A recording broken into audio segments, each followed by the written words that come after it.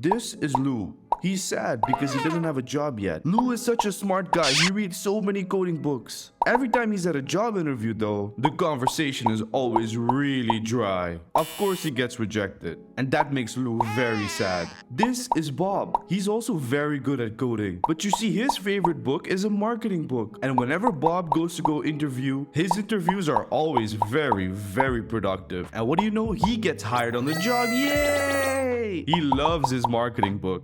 I remember that we had to interview new developers for the team for one of my old jobs. Do you know how many developers with the perfect technical knowledge we rejected? So many. Because of only one reason.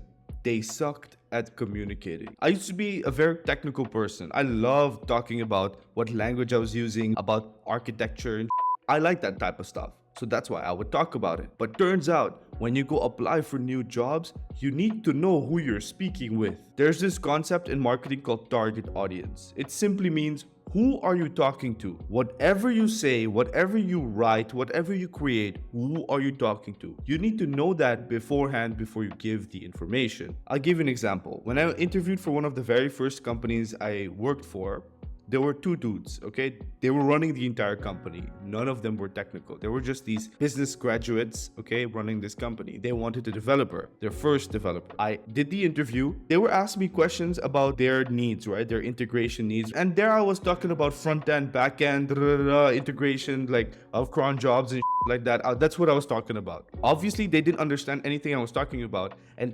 instantly, they lost all credibility with me. The relationship between us soured. I practically begged them to hire me and I got the job. But a month later, they fired me because they did not know what I was talking about. They couldn't understand me and I didn't make myself understandable. When I got my next really good job, I made sure that this was not going to happen ever again. I read a few books of marketing. One of them was Influence and the other one was .com Secrets. These types of books will show you how to sell yourself to someone who is not technical. As a developer, this is a very important skill.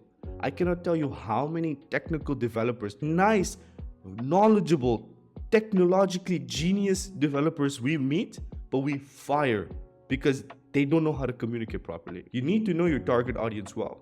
For example, if you're talking to a CEO, you need to talk to him about what you will do for them as an outcome. If the CEO wants to launch a new app, you will tell them that I can launch a new app. You will not tell them, I will develop a Flutter app, I will do CI/CD deployments, I will do unit testing, integration testing, I will do all of these things for you. You're not going to tell him that.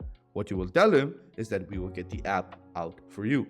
If you were talking to the CTO of a company, then you can go and tell them, yo, I can do this for you, I can do a CI/CD deployment for you, I can do this, etc. The biggest thing we need to understand as developers is that people don't give a So you need to know that every time you come in as a developer, they don't care about your life. They care about their project that needs to be done. So as a developer, you always have to talk in the you frame. How can you be helped? How can the CEO be helped? How can the company be helped by your developer skills? This reminds me, there was this one dude in our country who was very famous for being a marketer, a course seller. This guy was the type of guy to have a Lamborghini in his office. I decided I was going to go talk to him. I wanted to go to that office. I wanted to get a job there. So I decided to literally create an email. I knew he was not a coder, but I was a coder. So I knew that I was going to structure that email perfectly to show him exactly what he was going to get from my skills. Okay?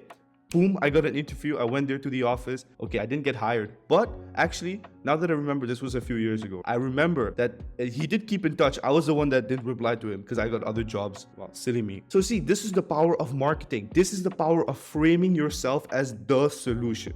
So as a developer, if you're going to take one thing away from this video, it is, what is your USP?